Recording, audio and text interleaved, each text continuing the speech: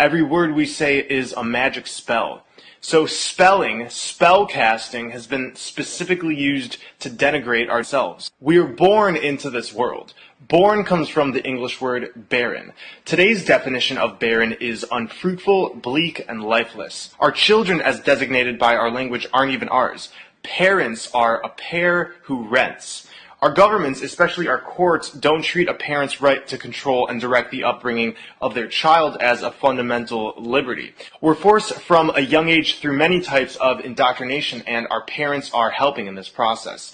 Look at the word childhood. A hood is used to cloak and hide. The etymology of children is chill and dren. Chill means cold.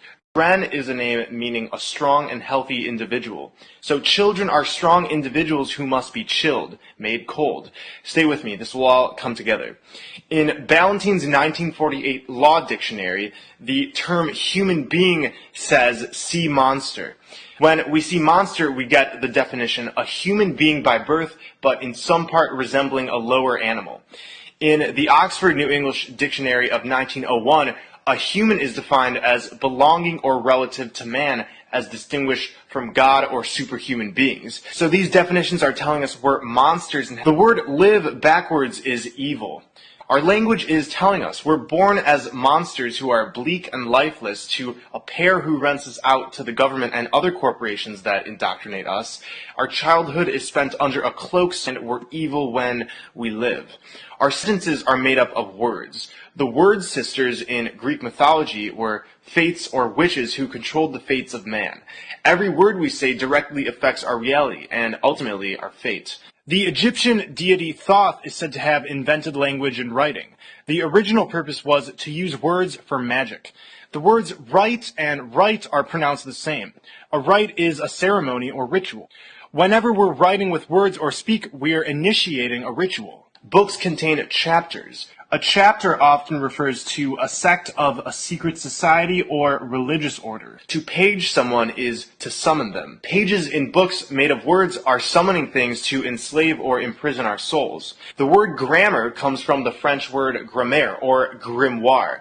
Grimoires were ancient magic books which contained instructions to summon demons. We wake up each morning. A wake is a funeral party held for the dead. At the beginning of each day, we say to each other, good morning.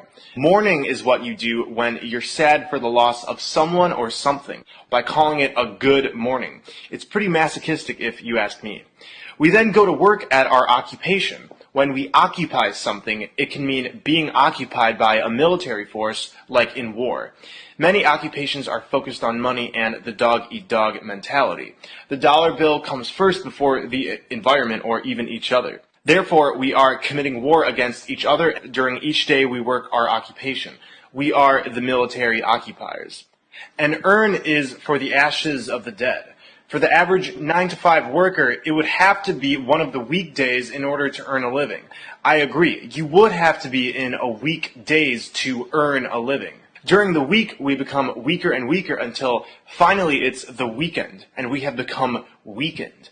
Somebody or something who is weakened has no power. And during the weekend, many of us turn to drink alcohol. Alcohol comes from the Arabic word al-kul, which is a body-eating spirit.